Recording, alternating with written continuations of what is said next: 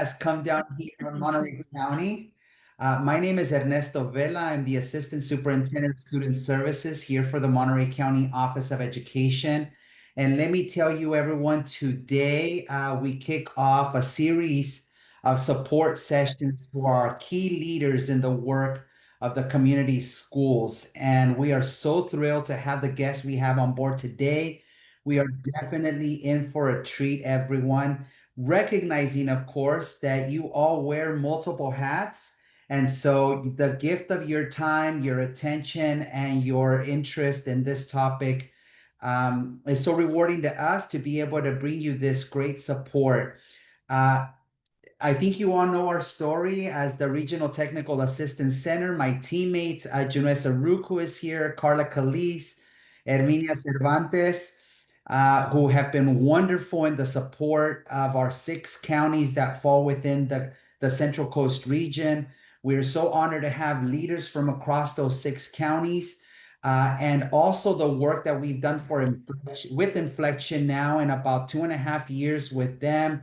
Certainly Manuel Colon and his outstanding team. I see Matt. Hi, Matt. Good to see you again. But definitely, everyone, we are definitely honored. And for me, a special pleasure to see on screen and hoping that Superintendent Matsuda remembers me. I had the great honor to sit with him at a session co-sponsored by UCLA and Stanford almost about a year ago. But Superintendent Matsuda, welcome. It's such an honor for us to have you here to learn from you, learn your knowledge and experience, not only with the community school, but truly transforming schools right to the 21st century and beyond, which is all of our interests. So without further ado, I want to thank everyone for making this possible. Thank you all for joining us. This is really a brainchild of our support with Inflection and our RTAC. We have noticed that throughout the implementation, the key element, as we all know, is school leadership, both at the site level, at the district level, in the boardroom, at the superintendent level. Knowing that we hold the light, are the champions of this work and set the example for all of our staff in regards to this commitment that we're making to transform our schools. And so this session is geared to you.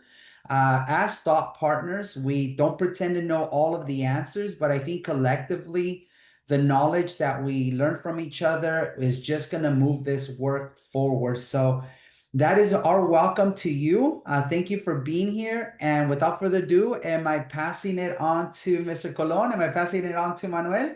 Mr. Matt Coleman. Oh, I'm passing it on to Matt. It's great to Hey, see you, Matt. So I turn it over to you. I'd be Thank you. totally cool with Manuel taking the baton. Appreciate Ernesto, appreciate that warm welcome to all of us. And again, I so appreciate the interest in this topic. Manuel and I are very fortunate to be in a place where we work with a lot of districts, as well as county offices, as well as regional tech centers.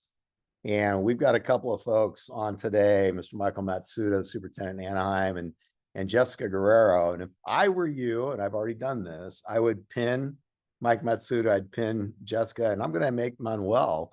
I'd pin Manuel because I'm gonna definitely ask some questions of Manuel.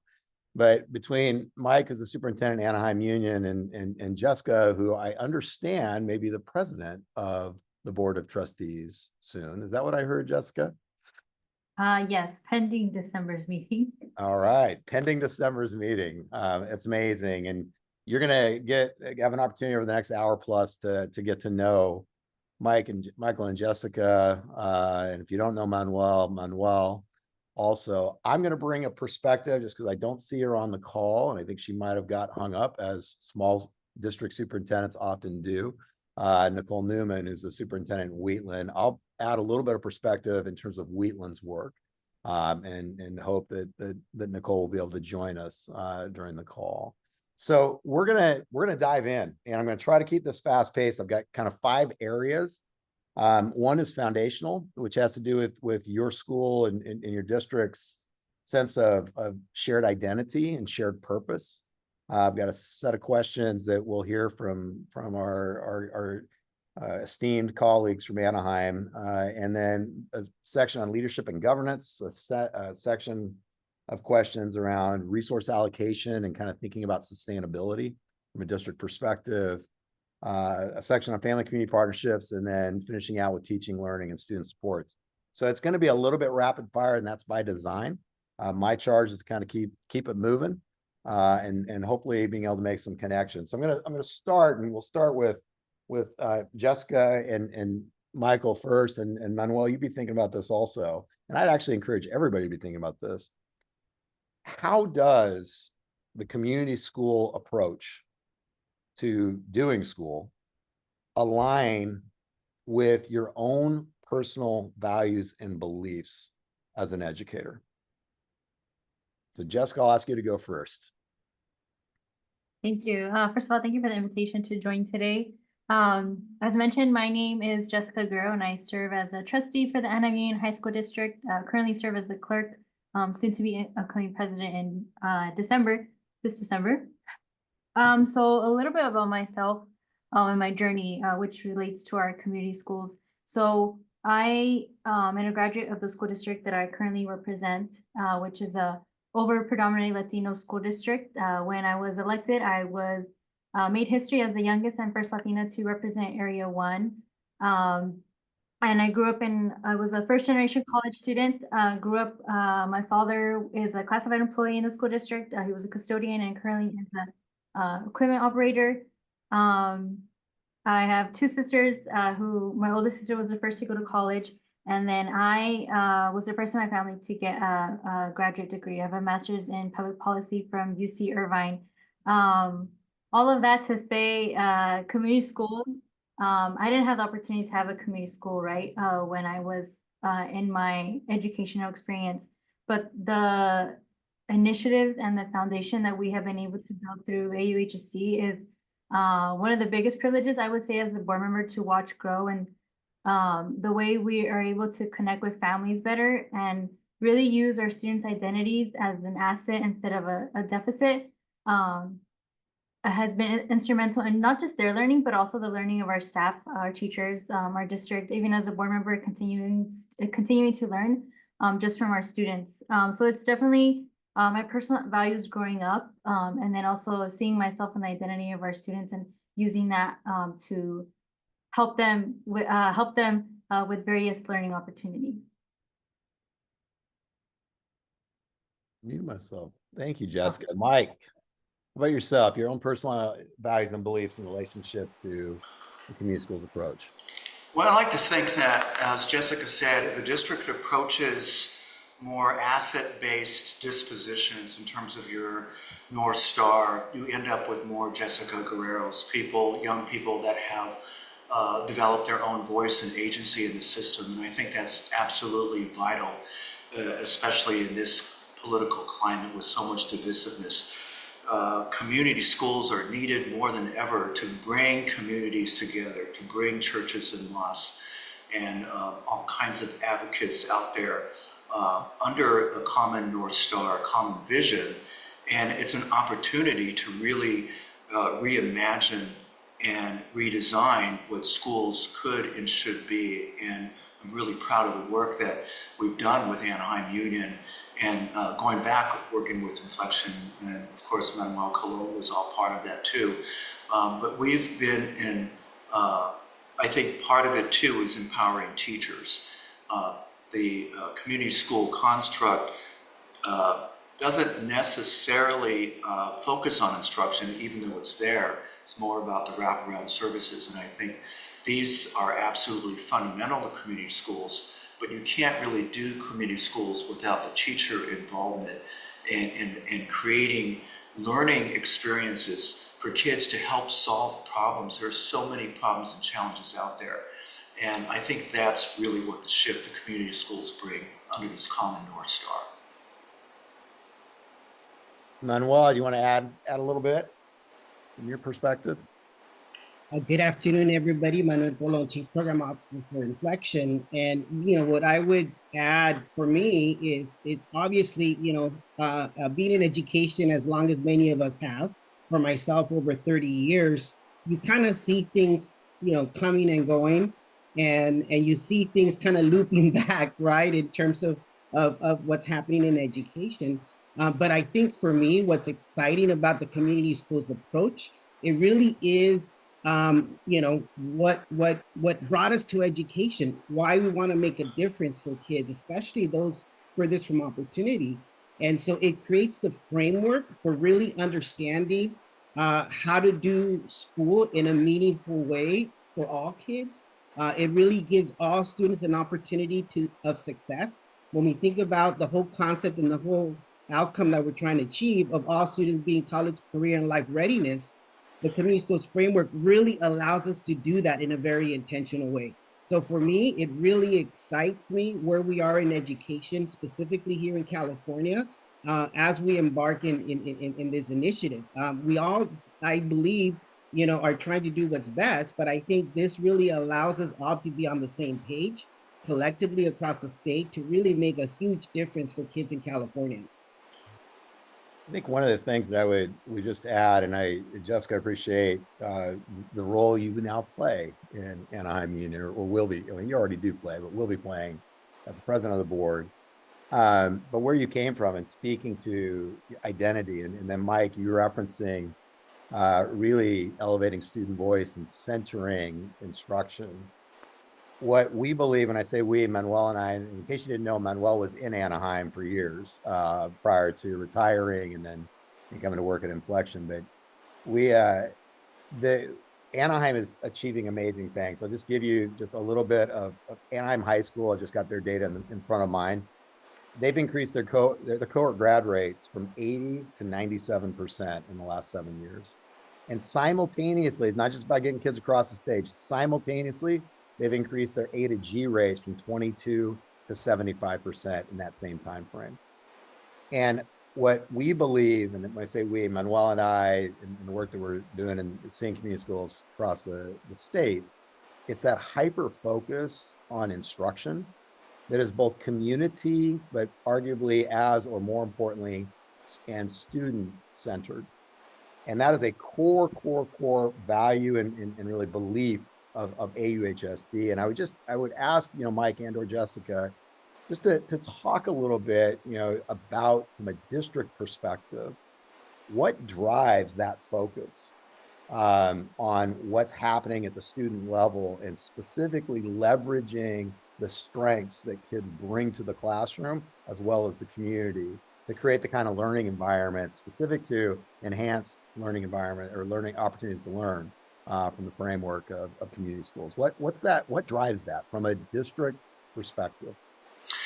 Well, I think as Manuel knows that when I've been superintendent for 11 years and almost on day one, Matt, many of the teacher leaders were, they knew that we had to shift drivers beyond the test scores. If we're serious about this concept of life readiness, career readiness, we needed to go beyond the test scores. So we did, I said, look, I could lose my job if our test scores go down, but we did relieve them of that and unyoked the teachers almost from day one from having to be concerned about test scores. Now, the rest is history because, of course, our test scores and all of our other metrics have gone up, as you indicated. I'm really proud of the fact that our mostly Latino cohorts, that low-income Latinos who are going to the University of California, are the #1 cohort in Orange County at UCI in terms of grades and persistence rates. So I think that was #1. #2 is really allowing the teachers to, as Manuel said, to really focus on their own their own reason why they came into teaching, which is really creating more learning experiences that were relevant and that were focused on problem solving and that unleashed student agency and student voice. That also led to the fact that AUHSD is the #1 in the state of California in terms of the seal of civic engagement. And that has also led to the purpose, developing a purpose. What is my purpose? And a kid that comes and graduates out of our district probably has more of an idea of why they want to be a particular major, are even what they want to do in the next phase of life. And so, and they're very aware of sort of this concept of failure, of actually embracing failure as a learning experience, that it's not the end of the, of your whole life if you don't get straight A's. So I think it's been a long journey together with the teachers, with students, with families, and evolving what we now see as all these lagging indicators that are showing success. But it was really foundational to the leading indicators, really shifting away from test scores to relevant instruction. Jessica, and I'd ask you just to, as you think about what Mike just said, think about it and articulate, from your perspective in your role, how do you both support Mike and his cabinet as well as kind of hold them accountable to moving the work forward in the way that he just described?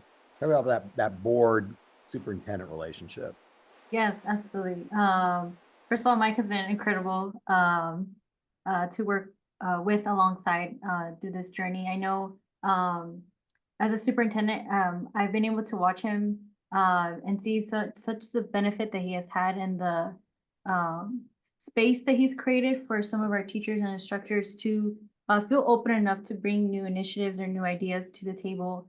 I'll think of an example because it's fresh in my head. Just this Monday, we had our college and career fair where we officially launched our newest career pathway, esports and game design at South Junior High School and Catella High School, which was created by two of our community schools teachers that really took the time to work with students using game design to develop I might be butchering the word, community schools like Minecraft world, where students are addressing real life problems like food insecurity, homelessness.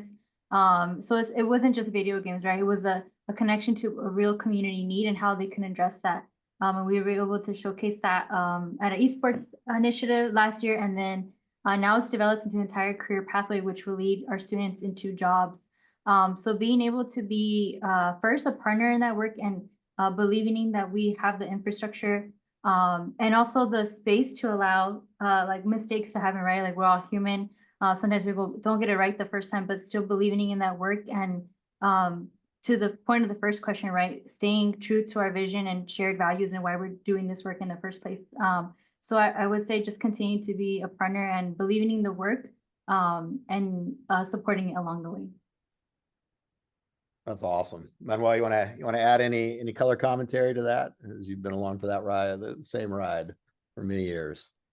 The only thing I would add is Michael as a superintendent has been very intentional of always keeping the board up to date and mindful of the work and the why behind what we were what we did in the district.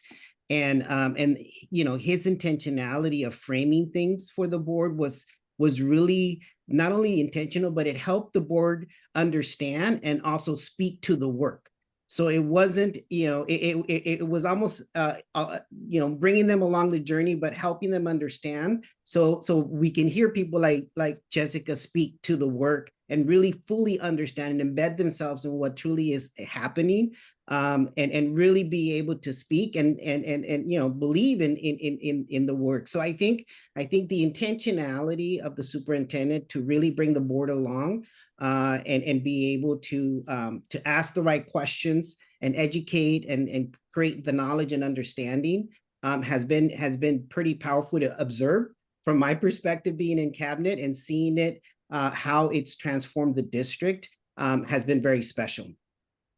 I think what's interesting, thank you, Manuel. I think what's interesting and what I would just lift out of this conversation, really point out to everybody that's on the call, that from when we talk about shared identity from a district perspective, we're talking about the shared values and beliefs. And there's two things that really surface: unyoking the power and the potential of teachers, and really from a collaborative leadership, just to put it into the framing of community schools.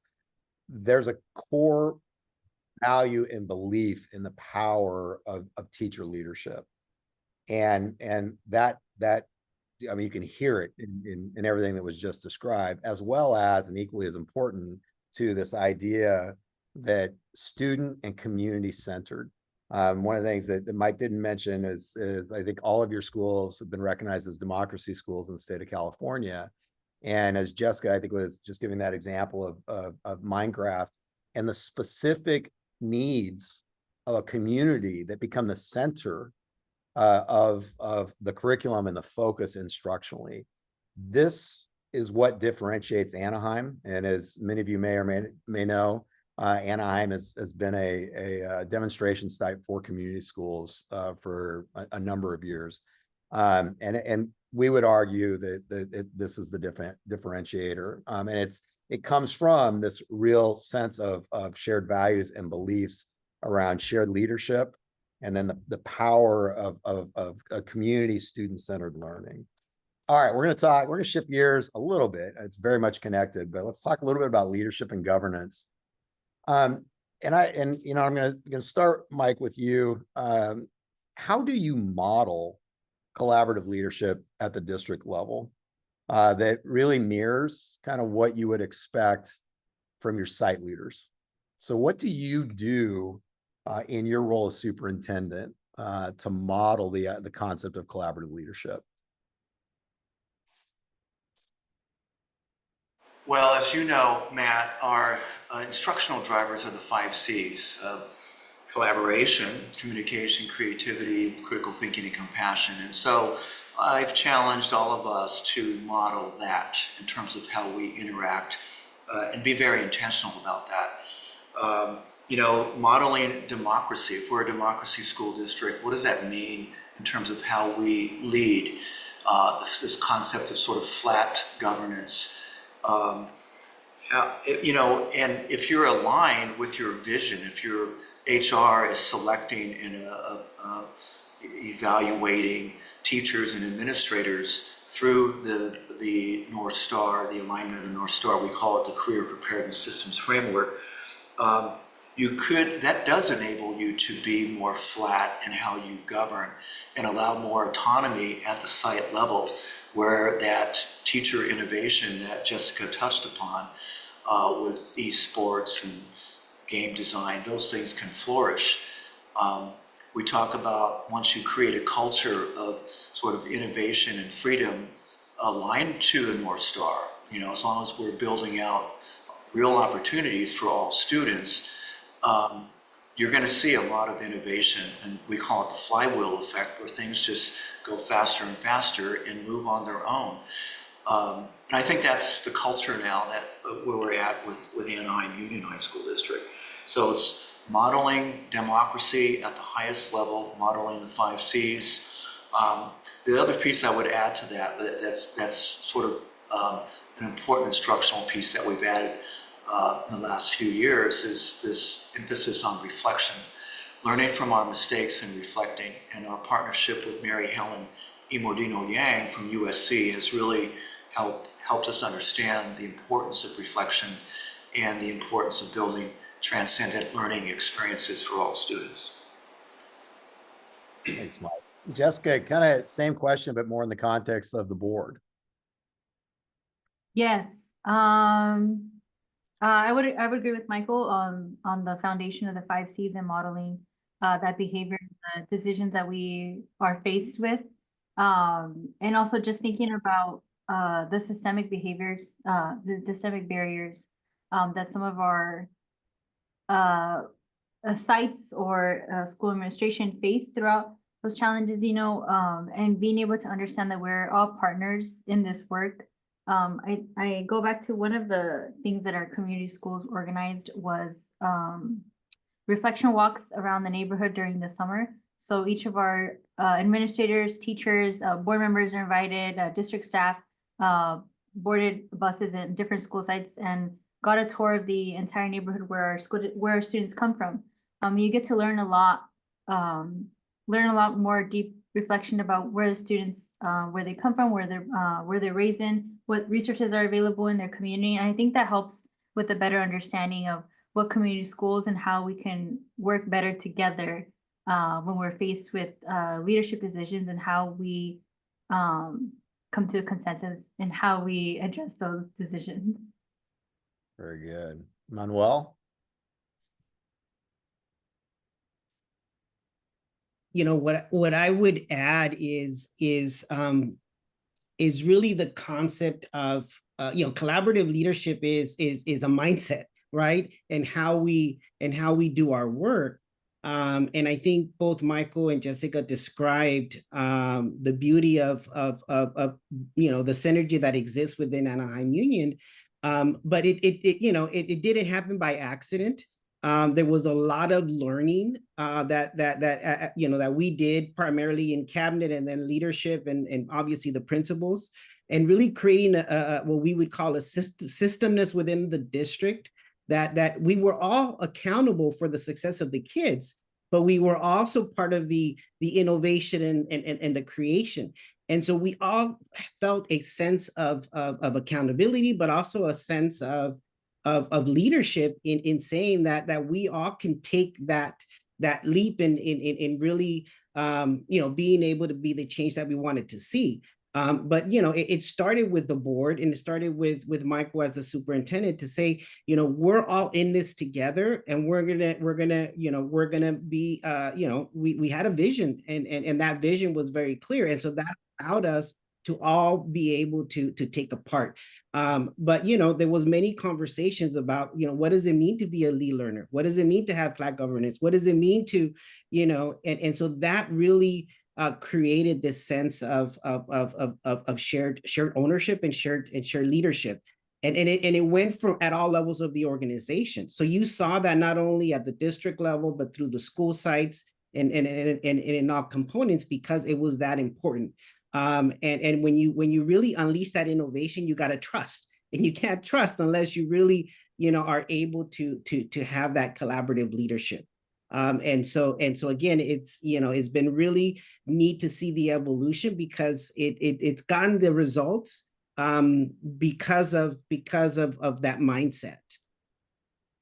Yeah, Mike, I'm gonna pose another question to you, kind of related. I want to acknowledge the fact that Anaheim got moving on the community schools initiative, if you will, well before the community schools grant came about in the state of California.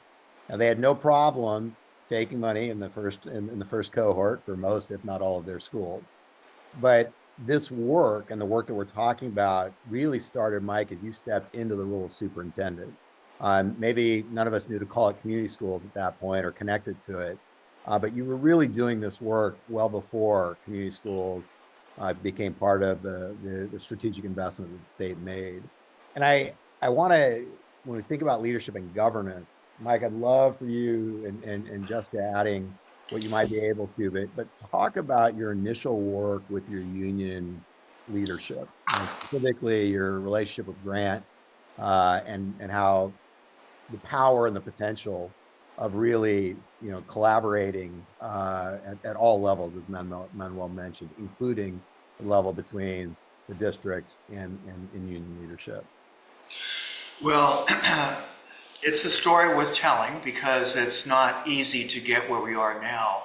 And you had mentioned Grant, who's was the ASTA and the union president at the time, a real critical time during this community school movement, and you know, obviously through the pandemic and all the challenges that public and schools have gone through in the last since probably 2019, 2020.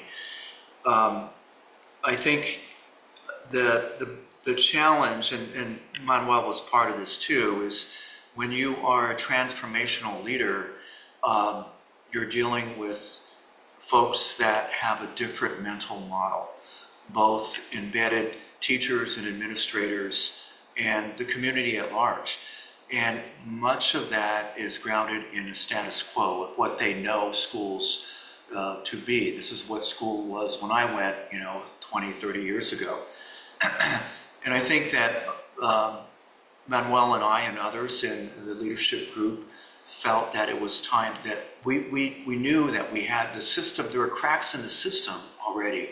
You know, education was expensive. People were not getting jobs. There was not alignment with business and, you know, in communities, what parents wanted. You know, I think there was already a shift toward trying to get, you know, what is the meaning of school? What does it mean to graduate from a K-12 institution? What type of skills are coming out besides, you know, why are we focused just on an SAT score, for example? So I think we evolved because there were a lot of teachers that they saw themselves as, rightly so, they were hired, you know, 10, 15 years ago. I teach math, I teach history, I don't teach community schools, I don't teach civic engagement. I'm not here to necessarily empower kids. And I think all of us evolved from some of these questions that we felt were percolating. And we actually used the LCAP, I think, for what it was intended to do in terms of giving the community more voice in what their schools should be. So we had a lot of, and this is the work with Inflection too, in terms of the all of the meetings we had at school gyms and stuff, in terms of asking our community, what is school all about? And I think that all of this together evolved. So by the time the grant came for community schools, we had done a lot of work about asking ourselves that question. In fact, we had institutionalized a lot of the wraparound services. We had site social workers at every site. We had liaisons at every site prior to the pandemic.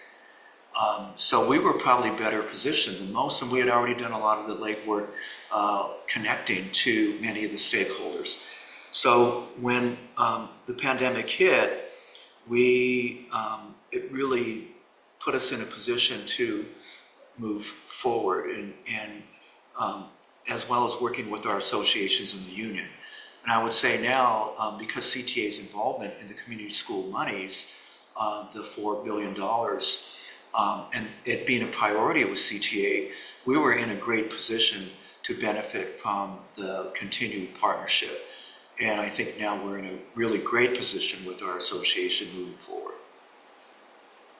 Great. Jessica, anything to add? Yes, definitely to Michael's credit, right, and all the work. When I came in as a board member, we had a really good relationship with our other unions, and I've been able to see the work from that stance on. So being able to see some of our other district initiatives being able to be taken off the ground because of the foundation that was built years ago with our unions, with our teachers, with our parents and families, making them a partner throughout this process. I think back to some of the challenges that we faced early on this year with immigration enforcement in our communities, and being able to quickly adapt and provide resources and a strategy to our families. That would not have been possible if we didn't have a community schools foundation, if our teachers didn't believe in the work and the safety of our students, or if our unions also understood what we were doing. AUHC has also been ahead of the redesign process. Speaking a little bit to that, I definitely see the growth that our Community Schools Foundation has built, and that work, the work today with redesign would not have been possible without that foundation that was built. And that's again, bringing our teachers and our families as partners in this process, and that shared trust in our vision, and our belief in each other that what we're doing is best for our students. So incredibly grateful for Mr. Masuda's, Superintendent Masuda's leadership through all those years, and getting us to this point and everything that he's done for our students. I'm gonna hit a quick little pause, and I'm gonna ask everybody that's on that's on the call right now to actually reflect on your own district. And I want to elevate this idea that as Michael mentioned, there's values and beliefs and mental models, right? So the mental models are these shared understandings of just kind of how the world works that you want across your organization, and they're generally, mental models are rooted in shared values and beliefs. So I want you to reflect on where your district is in the clarity of shared values and beliefs and mental models. The other piece that I want you to reflect on, and I promise I'll stop talking, and we'll literally take 30 seconds to have you reflect. But the other thing I want you to reflect on is this sense of shared purpose. This idea of the 5 C's. Mike mentioned CPSF, this shared sense of what we're all trying to get done. Reflect, and I'm gonna ask you to do this on a 1 to 4, and please put it in the chat. As you reflect on a 1 to 4, 1 being we don't really have clarity of our identity and our shared purpose, our values and our beliefs and mental models, and a 4 being we've got complete clarity and it is truly shared across our community. Take a minute just to think about that and throw a number on a 1 to 4 in the chat for your district.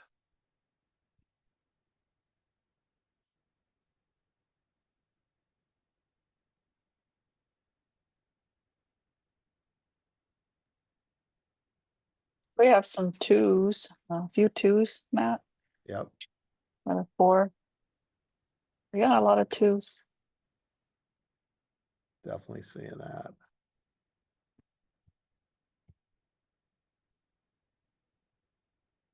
Keep throwing those numbers in there as you reflect on this. I would say this, one of the things that we talk a lot about in our own organization, the work that we do is find the little things and the key move. We talk about little things, key moves, and big plays. And we believe 100 little things will move a mountain.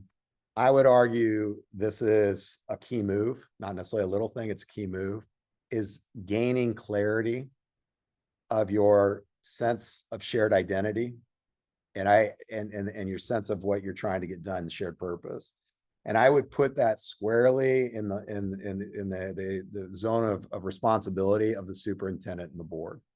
That clarity has to exist for community schools, for developing great schools. You have to have that kind of clarity. And I applaud and fully recognize that the power of Anaheim really has been driven by the community's shared sense of values and beliefs driving towards a shared purpose. And when we see great schools, when we see great districts, that's what we see. We see those 2 anchors, clarity of identity and clarity of purpose. And then everything you do as a district is aligned to those. What you're doing reflects what you value and believe and the mental models you hold. And what you're doing is aligned with where you're going in terms of how you're going to achieve whatever it is that you're looking to achieve in terms of your purpose. And I'm just highlighting that kind of coming out of this first section. I want to shift gears a little bit and have you guys talk a little bit. And Manuel, definitely want you to interject just because I know you're a big part of this work. But the concept of family and community partnership, and speaking both in terms of family and community / business. Love to hear Mike and Jessica and Manuel, and you get to choose which one of you starts with this. But talk about those, the value and the work that you've done around family and community partnership.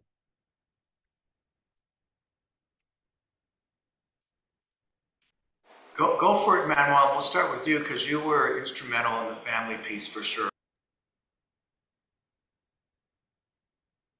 Thanks, Mike. I think, can you hear me? Yeah. Okay, I didn't know if I was frozen or not. Well, I think what going back to the beginning, I think the process that we took in terms of the LCAP, and Michael talked a little bit about how that was pretty transformational in really owning. We talk about local control. We truly believed it was local control, and so really bringing in the family and community to understanding our shared goals and shared priorities really was the foundation for developing this relationship with our families that to be honest with you, I don't think existed prior to to this time. And so the relationship and also the belief that we were all in it together really shifted how. He knew something we didn't know. So Mike, why don't you finish Manuel's statement? Yeah, I think it really shifted our assumptions about community. to bring, and you know, a lot of people, a lot of districts are really sort of fearful of that because, like, what are they going to say? Are they going to have an agenda and stuff like that? But someone had mentioned trust earlier, maybe it was Manuel, or you've got to trust the process, right? Sure, there are going to be outliers that come in. And, but overall, I think it was very empowering to get folks to buy into this shared vision of what schools can be. And I think the other, big way that we framed a lot of the change was around jobs and career preparedness. That's the language, regardless of what political party you are from. You care about jobs for your kid, meaningful jobs, not just any job, but what is a meaningful job for them? And I think that's something we picked up from our, in this LCAP process. Parents also understanding that we need to shift beyond just the test scores. There are other ways to capture talent. And now we've grown to over 120 business partners. And that is also part of our whole community school construct to reverse engineer jobs and create pathways, meaningful pathways that are going to end up with meaningful jobs in the community. So I can tell you the business community, they want K-12, K-16 to help develop and keep talent local. And I think that's an area that we in the K-12 space need to be more mindful of, because ultimately, whether the kid goes to college, they're going to end up in a career, and hopefully they stay local. Manuel, Michael did not miss a beat. He actually took the end of your sentence and just kept going, and it was pretty darn good. But Manuel, I'd like you to just talk a little bit more specifically about some of the key structures that Anaheim put in place in the early years. I'm thinking the parent academy models, the parent walks, the faces, et cetera. Yeah, absolutely. And again, I think this is I give a lot of credit to Michael and to the board, because they believe from the beginning the importance of family community engagement. That was a priority. Everything that we did as a district, had to include family and community engagement. And so early on, we used to have community liaisons as part of the district. And what was happening was that the community liaisons were coming and going, taking other jobs because the position was a lower paying position. Well, again, if we truly value family and community engagement, then we needed to give it the value that it deserved. And so again, very intentionally, we restructured that position from a community liaison to a family and community engagement specialist who really not only had to have very specific skills, but also can had the trust of the community and the staff. And so that role really became instrumental in building this culture of family and community engagement through the partnership that we already had included in terms of the LCAP. It really expanded to how do we develop leadership. That was really the key point, is how do we develop parent leadership? If we truly want them to fully engage in the process and in the schools and be a partner with us, we had to create the systems and structure to support that. So we developed a parent leadership academy through our partnership with Cal State Fullerton and the Gear Up program. We really wanted to intentionally develop leadership because we wanted them to be side by side as they're making decisions. So through the Parent Leadership Academy, this cadre of parents started to really evolve. And so they became our partners. They were not only our advocates, but they also were part of the solution. They were the ones who were saying, this is what we needed to do. Michael talked about, getting the communities covered for shifting from a test prep or test focused district to really a skills focused district about what was important in terms of the student's future. The parents were the ones that were behind the district to say, yes, we want our kids to have the 5 C's. We want our kids to have opportunities after high school. We want our kids to have, a broad opportunity, not only in terms of the internships and the partnerships that we were developing, but really experiences that were going to prepare them for their future. And so through the Parent Leadership Academy, that really evolved and grew tremendously across the district. The other really intentional thing that we did, we were working with teacher learning walks at the time. And this again goes back to the partnership with our association. They have been very good about understanding the why behind the work that was being done. And so through our teacher learning walks, and really focusing in on what instruction needs to look like, sound like, feel like for this to happen, we realized that we weren't bringing our parents along in really this instructional shift that we were having as a district. And so because we were already doing that successfully with teachers, some of our principals said, hey, and some of our parents were asking, can we go on these learning walks to really see what was happening in the classroom, to really understand what we mean by, the 5 C's. And so that then evolved through our, again, our FACEs, our family engagement specialists, to say, hey, we can create a process and protocol where our parents can really benefit from seeing what's happening directly in the classroom. We worked with our association. We really focused in on this was about parent learning and really helping our parents understand what they can do with their kids at home. We also piloted at very specific schools. And through that process, our association actually embraced that. And so now we've been doing this for, almost 8 years in terms of bringing parents into the classrooms through a process, through a protocol that's very intentional, so they can see and advocate for what the classrooms need to look like. When we're talking about 21st century classrooms, we need to know what that means, and our parents need to know what that means. And so now through our parent learning walks, they really have been empowered not only to see it, but also to question it when they don't see it. And that has been pretty powerful to see. Jessica, just from your perspective as a board member and soon to be president of the board, you thinking of what Manuel just spoke to, how does that enable you to act and to be who you are as a board member in a community where families are as engaged as they are in Anaheim? Yes. First of all, thank you for sharing, Manuel. It's definitely been our parents have been very impactful for some of the initiatives that I mentioned early on. And definitely seeing, as Manuel mentioned, seeing them as advocates and partners in this work. Because there's also things that we can learn from our parents as well. And I've been able to see that through our community schools, through our faces. It's also a shared identity in a school, right? So it's not just like it's their student school or it's the principal's school, it's our school, right? As a collective work, we want the school to succeed. We want the students in the school to succeed. And I've definitely been able to see increases in just like parent participation and like open house or back to school night, or even having like a community center on campus and our parents just coming in,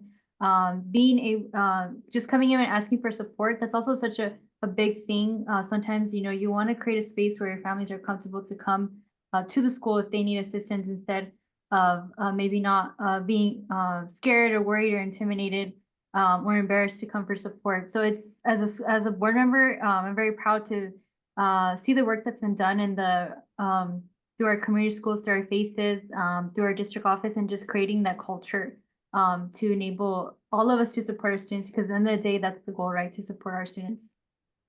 Awesome.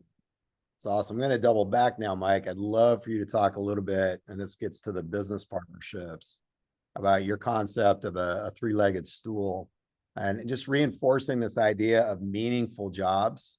Very intentional with the meaningful. It means that kids, and this, you heard this in an earlier response by the team here, that it's about kids developing a sense of clarity of their own identity and their own sense of passion and purpose, and really putting student voice and interest at the core instructionally. That's a huge piece of leading towards meaningful work or meaningful jobs. But Mike, I know you've done amazing work with kind of the concept of the 3-legged stool. So I'd love to hear you just riff on that for a bit. Yeah, so I think it's important to have relationships with the broader business community regionally.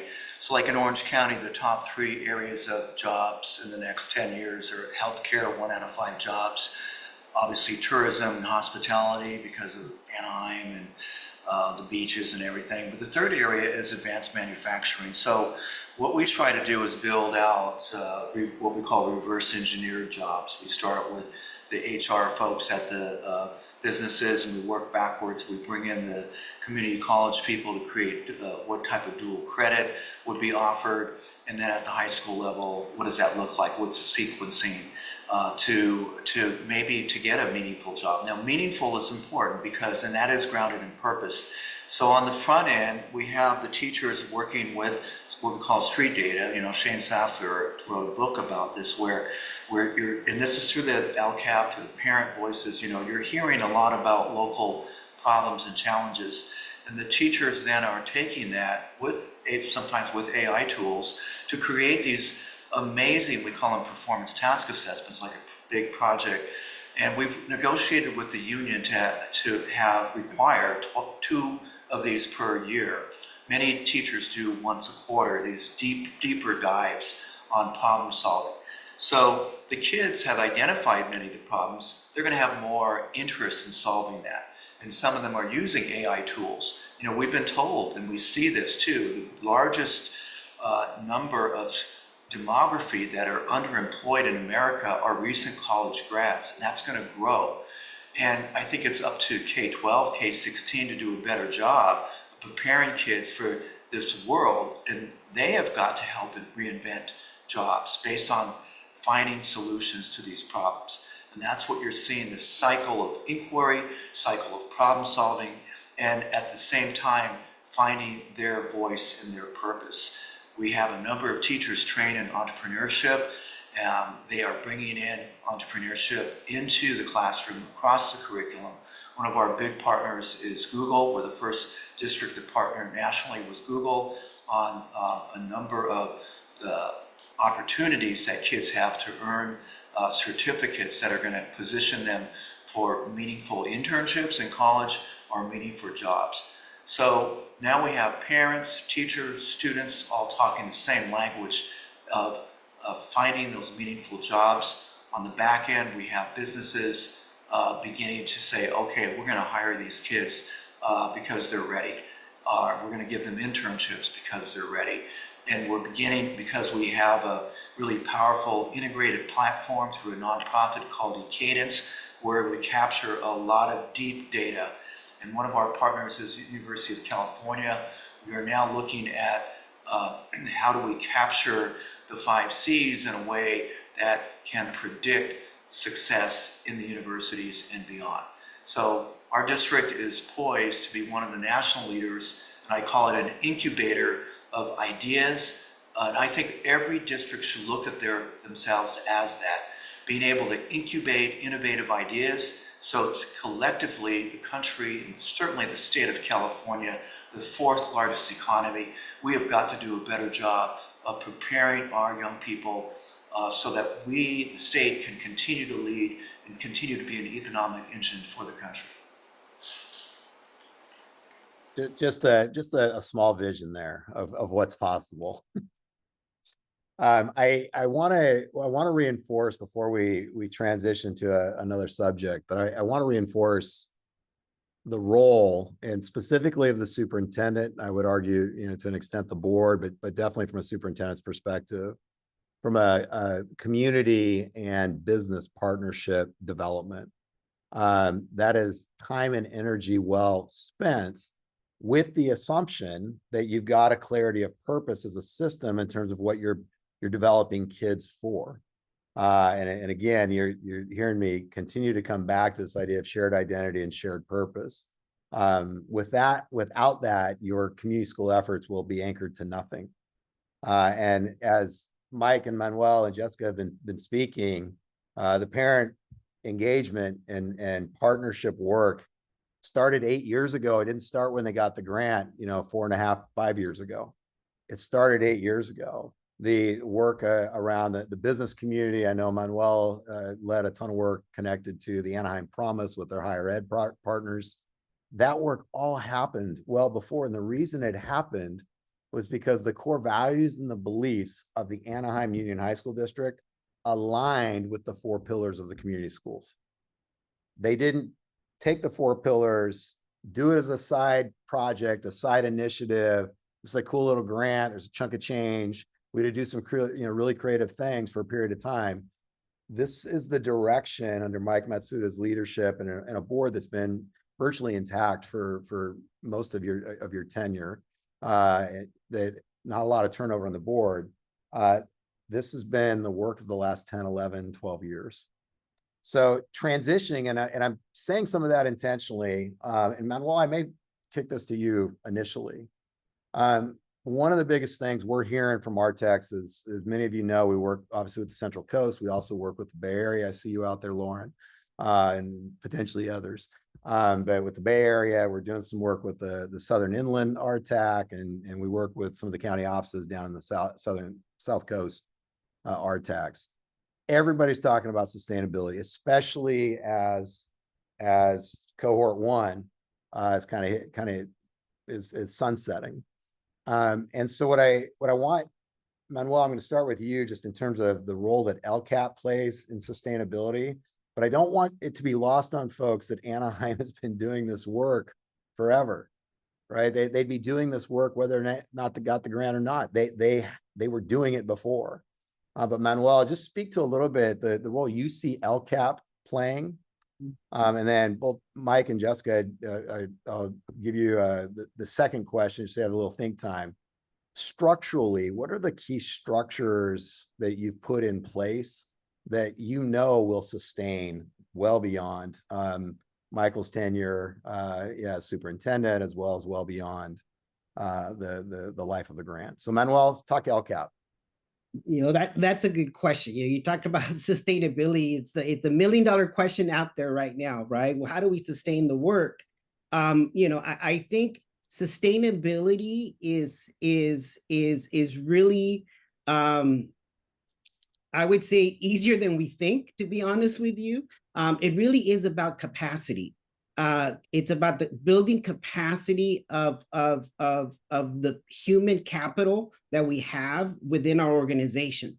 You talk about Anaheim Union. Anaheim Union has had the same amount of money that anybody else has had, but yet we've been very strategic in how we've used it. And I would argue that the majority of the money that we've spent has been on building capacity of the people, and really transforming our district through the people. And so when we think about the LCAP goals, when the state of California was very clear at not only giving us local control, but also outlining the 8 state priorities. Well, the 8 state priorities are 100% in alignment with the LCAP framework. With the community schools framework. And so the LCAP is the work that we're doing with community schools. We're serving, we were talking about the population, those furthest from opportunity, or those that have been the most disenfranchised in terms of how they've been doing in California. Our English learners, our foster youth, and our low-income students. Traditionally, the metrics for those populations has been very flat.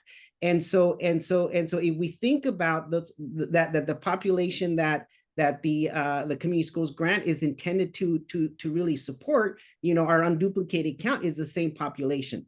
So when we think about the LCAP already exists within our districts to really restructure how we are utilizing the money in a very intentional way. So for Anaheim Union, initially, we were very clear that we were going to focus on 3 primary goals. And those 3 goals have not changed in the last 10 years since we started this process back in 2014.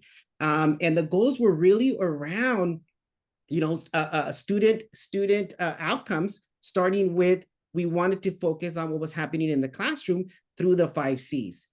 From there, we believed and we felt that how we were going to work and partner was with family and community. So that became our second goal. And our third goal was really about building positive school cultures. And so as we looked at the work that we've been doing with community schools for Anaheim Union, it's been seamless because the work that we had already been doing around the LCAP was exactly what the framework for community schools was asking of us.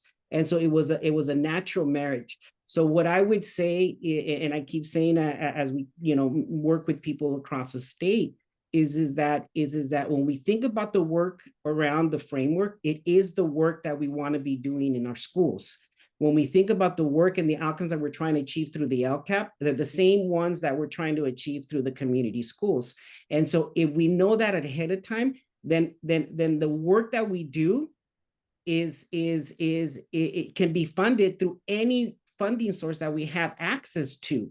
Because if we truly believe in improving outcomes for kids, it's what we all want to do. And so the money is there. It's just how we prioritize the money. So I would argue that the LCAP is where a lot of the work that we're doing in community schools is gonna move into, because it's already prioritized within that. And so I would say that we start with really looking at the capacity of our staff that's going to help to sustain the work, and then look at the LCAP as a way to sustain all of the supports and supplemental activities that have already proven to be best practices. Very good. And both Michael and Jessica, I mean, part of building capacity is structurally and in terms of the different component parts of your system, reworking some of those parts. So what are some of the structural shifts, and some have been referenced already, that as you look at it, that with your grant sunsetting are going to sustain, because that's just how y'all do business? So as you mentioned earlier, that we had through the LCAP institutionalized big parts of what now has become community schools, a lot of the wraparound services. And so that's been normalized. That part has been normalized. And I think we've been very strategic about working with like the teachers union about empowering teachers and ensuring that they have a voice in the community school construct, and mainly through the instructional piece that we've been talking about, like the amazing work that's coming out of our teachers. And I think that we have well positioned when the grant funds run out, as Manuel said, to fund big parts of this through the general fund with support from the teachers union. And I think I've had conversations with superintendents and so forth about, you've got to build a structure that includes the teachers. They're the ones that pushed out this money for the community schools. There needs to be a role for them. Because when the money goes away, if they do not see themselves part of that, politically, you're going to be in a weak position to get them to support the traditional wraparound services. So I think that we're at a real critical juncture halfway through this big grant, that it's not too late to get more teacher involvement in terms of developing these performance task assessments, the capstones, all the instructional things that need to happen. And the other thing too, in terms of an outcome of the model that we've built, is when it comes time to pass bonds, when it comes time to get amazing board members like Jessica reelected, we don't tell kids how to vote, but guess what? We had nearly a 70% bond passage rate with a $500 million bond. And our board has been very, very stable over the last 20 years. So I think it does have political outcomes as well. And again, we register every kid who's qualified, knowing that they've had great experiences in terms of their instructional experiences in our schools. It's not just catching the winning football touchdown, that they remember. They remember what they did and the problems they solved in their own communities. And I think that has lasting impact. can add on a little bit to that. Definitely, as both Manon, Superintendent Masuda mentioned, is definitely over the past years the belief in the community schools, what we've been doing, and that has been able to help us incorporate that into the LCAP. I know Michael also mentioned with our teacher union as well as getting our PTAs into the contract. That's also a big like structural move, right? So as a board member, ensuring that some of our policies, our contracts really also speak to our shared vision and values, right? And that takes a lot of work, belief, in our work, getting buy-in, working with the various partners, as all of you know. So I think as a board member, responsibility to make sure that that structure exists long before we're there. Because as Michael was speaking to, there's a lot of politics that go into play. So just making sure that that work continues, whether whoever's there in that seat. Does that make sense? It totally makes sense, and it's huge because we talk about the money leaving, but Anaheim and congratulations to Michael Matsuda for hitting that point where he gets to retire.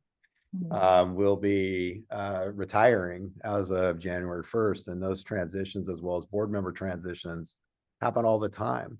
But when you actually cement some of these practices in the PTA within the construct of a bargained contract, it gives it staying power, right? We often talk about it's not about sustaining everything. It's about figuring out what needs to endure. And that is a huge lever in terms of being able to negotiate. And Jessica, I appreciate your point in terms of how much time, energy, and effort that takes. It takes that much time to get it in. It would take that much time to get it out of that contract. So that gives it staying power. So I've got one more question for the panel, but before we do that, I would love to entertain a couple of questions. If anybody out there listening, and you guys have been great. If you've got a question for any of our panelists, just throw it in the chat and I will try to track it real quick. I'll give you a minute or so before, see if there's any questions.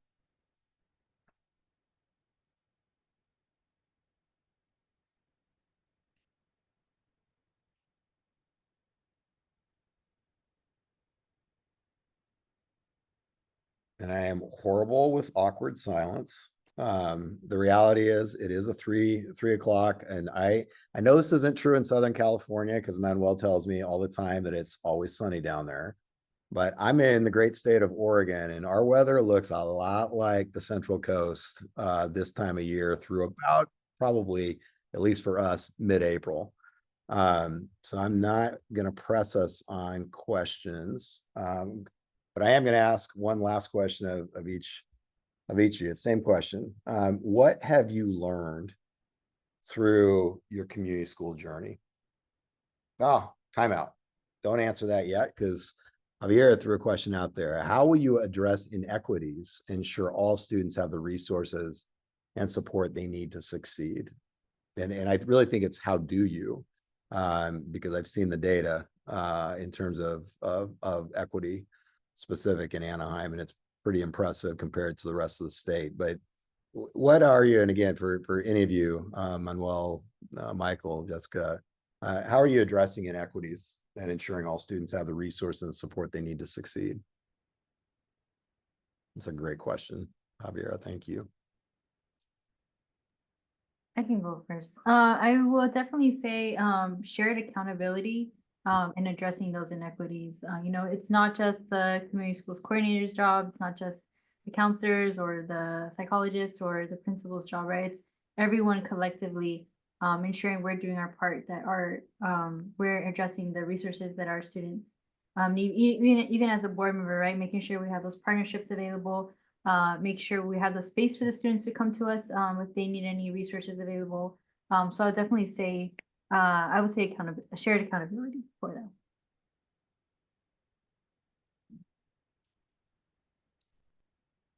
Manuel, can you speak to the EMT process at the school, at the site level? Yeah, absolutely. So we've created different structures within the district to really help uplift the inequities It starts with data. Obviously, we really look at data very, very closely. Who's being successful, who's not being successful. This whole concept of kids feeling belonging and connected to the schools is a critical component of that. And so for us, we've done everything from developed task forces for our English learners, our students with disability, our foster youth, to really look at these populations from what I would call the untraditional lens, to really uncover how we as a system have addressed or not addressed their needs. And so that really has been very, very impactful as we start to look at how best to address these inequities. So developing a framework for studying, how we serve our kids and how we serve all kids. And so we've developed specific recommendations for specifically those three populations that I just mentioned. But the whole system, there's a process. So within each of our schools, we've developed what we call an educational monitoring team that asks kids, based on the different triggers, will appear. And so as teams, and every school has a team. So it includes the administration, the counselors, the social workers, school psychologists, family engagement specialists, community schools specialists, etc.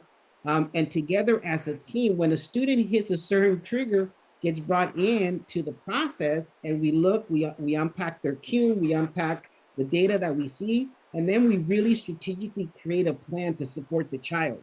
And so embedded in all of our schools are systems to support any kind of student that struggles for in any kind of way, whether it be academic, physical, socio-emotionally, basic needs, all done through the system. But specifically, if they hit a certain level, which we would call maybe a tier 3 or a tier 2 or tier 3 student, or a special circumstance, they then go through the EMT process.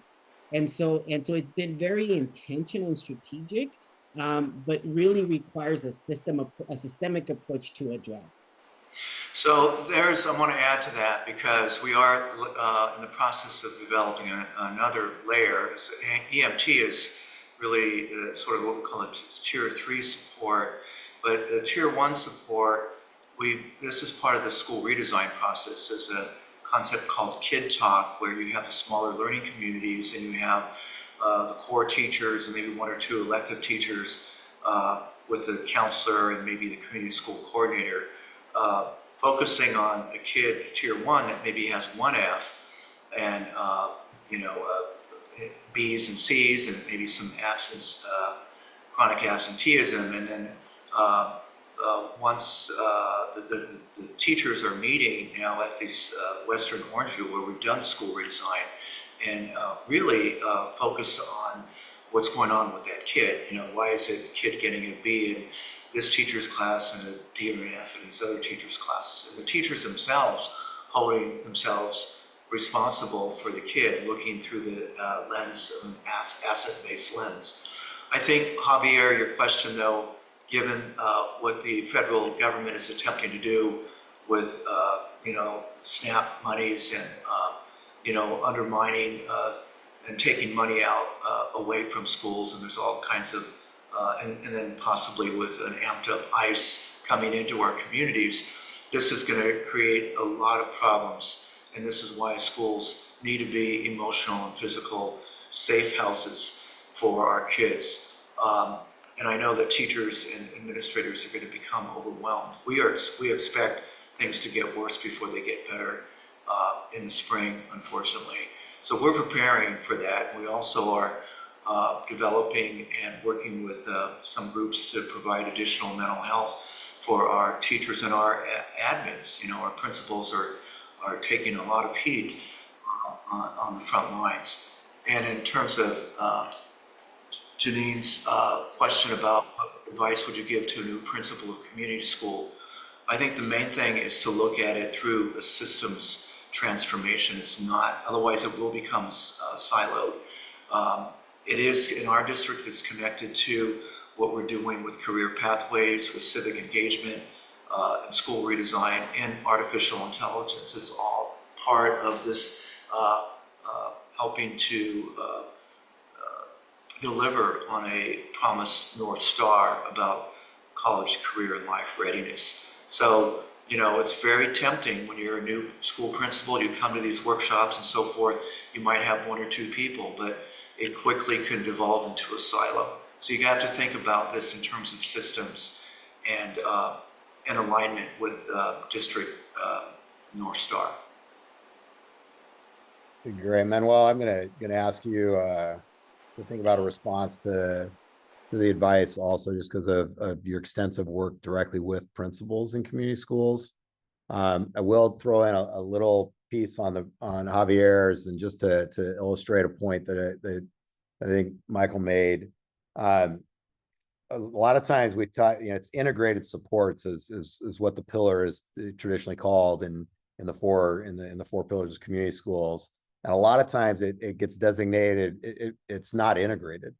And what Michael talked about in terms of kid talks, I mean, your kids are spending 85% of their day with classroom teachers.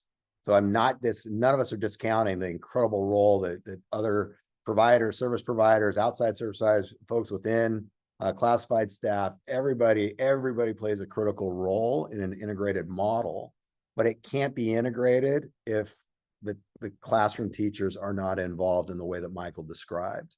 They are going to see a kid start to slip first.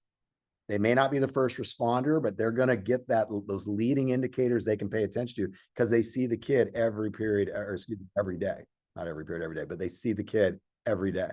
And so that the concept of integration is something that we see as honestly across the system and across the country as one of the weaker points of community schools implementation.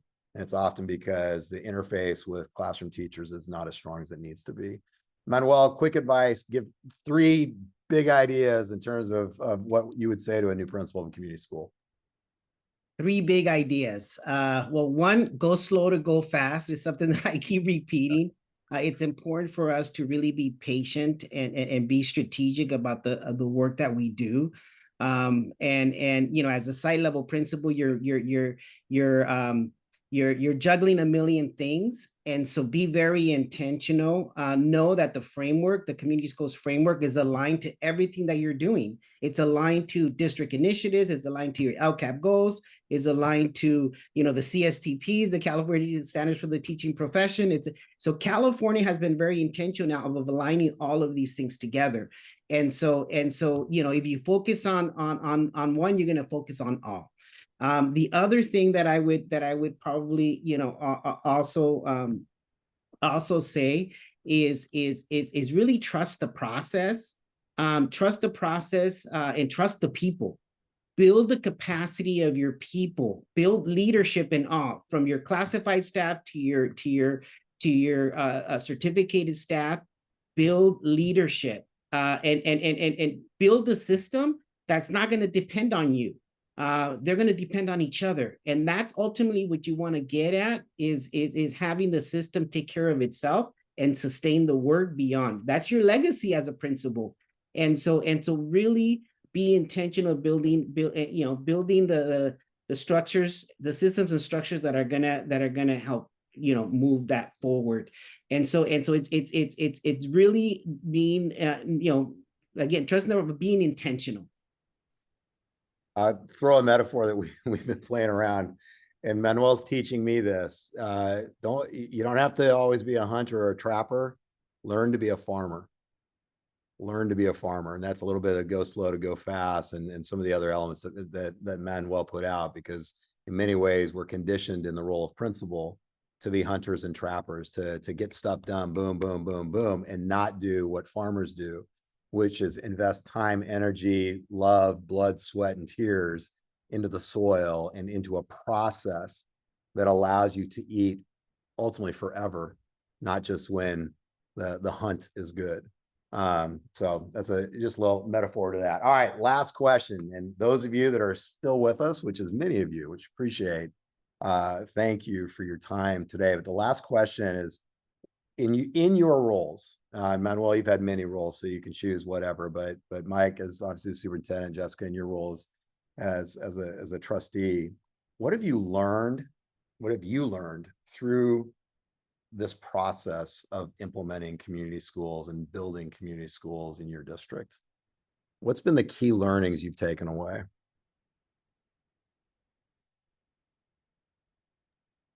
I can go first. I would definitely say as a board member, I've definitely learned the power of community schools, not just in like the power of our parents, the power of our students, and then also the staff, right? We have community school coordinators, we have our family and community engagement specialists, community school teachers, and really giving them their trust and power that you give them to be as a board member, right, we're not on the school site data. We're not in charge of the day-to-day work of the school district, right? But it's the trust and the power that not only you're able to be a part of that work, but also being able to let them have that trust in the community to be a voice, to bring resources, to have their own agency and develop their own initiatives that they think would work in the community. And then being able to being open to any of the initiatives or things that they want to bring on to their school site. That comes from that trust and that power that you believe in them. So that's probably one of the biggest things as a board member I've learned.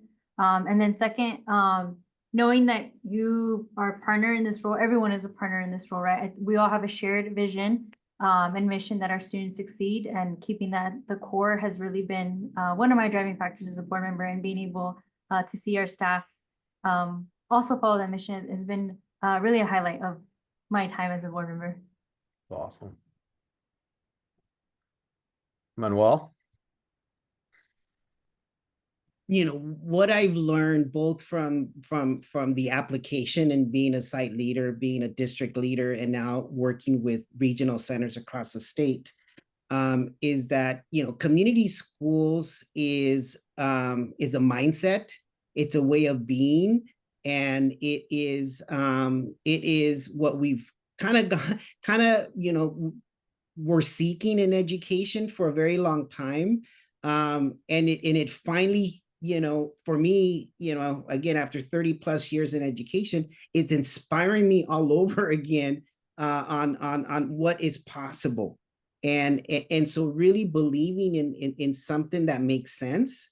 And let's not make it complicated, people. It's not complicated, but it's hard work. And so I think for me that's kind of what keeps resonating for me, that we all have it within us to make a difference. And the framework, the community school framework, gives us the tools and the way to do that. And so let's not overcomplicate the process, but let's be very intentional about the outcomes that we're wanting to achieve.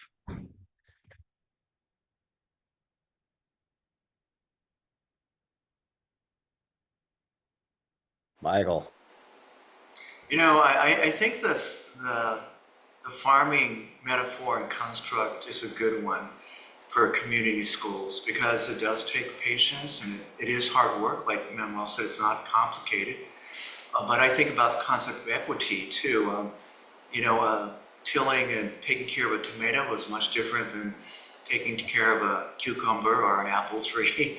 And I think that you know, just like a farm or growing stuff, it takes patience, but it can benefit everybody.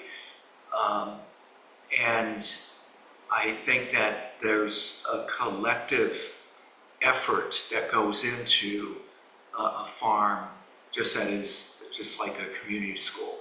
So it's a really exciting time to use this construct to reinvent and reimagine what schools can be.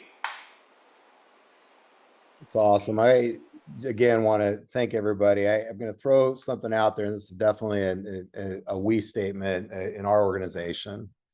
We believe every kid deserves a great school. Every neighborhood deserves a great school. And we've never seen a great school where you don't see collaborative leadership, or you don't see family and community partnership, or you don't see enhanced and expanded learning, or you don't see integrated supports. And I kind of said that from a negative perspective. The difference between a good school and a great school is the great schools have all four of those components. And to Manuel's point, it's that simple. If we focus and we filter everything through those four pillars, and there's elements there's other elements, and I know the 4x4 framework, and there's great stuff in all of that, but just hold on to that idea. If you want a great school, you have to tend to those four pillars. It really is that simple. And so with that, we offer our support. I know Michael and Jessica well enough, and Anaheim and Manuel and I are partners in this work as well as our organization. If you've got any follow-up questions, you want to engage with us individually and/or when I say individually, Manuel or myself, we can help get answers from what Anaheim has done, et cetera. So please, please, please take the offer if it makes sense. And the last thing, and then Ernesto, I'll hand it back to you. The last thing I would say is, as you're walking, as you're moving, transitioning into the next part of your day and your evening, be thinking about little things you heard here that you may want to take and run with. Again, it's not about little things, key moves and big plays. I mean, it's taking those little things and doing something with them. And I'm confident you got something out of today from our amazing friends from Anaheim. So Ernesto, back to you. Thank you, Matt.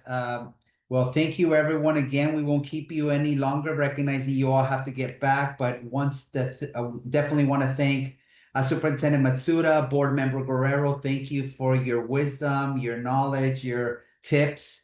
I want to thank our teammates from Inflection, Manuel and Matt. You always hit it out of the ballpark. Thank you very much. I also recognize that we have some colleagues from the Bay Area RTAC and maybe some other RTAC. So thank you for joining us and being part of this group. And to all of you, this is a learning process, as it's been said. It's not meant to have all the answers today, but I think together we're going to make great progress in this work. Please stay posted, because this was only session 1. We have several others coming up. As Matt said at the beginning, we will reach out to all of you, keep you posted. And finally, to our RTAC team, the MCOE RTAC team, that is so wonderful. Juno, I know you were very active on the chat. Thank you for posting all the resources and links and everything. Carla, thank you. And Hermina, you're here. Is there anything, Juno, that I'm missing, or any final announcements you would like to make? No, you're good. Thank you so much. All right, everyone. Well, have a nice afternoon. Stay dry, and we'll see you next time.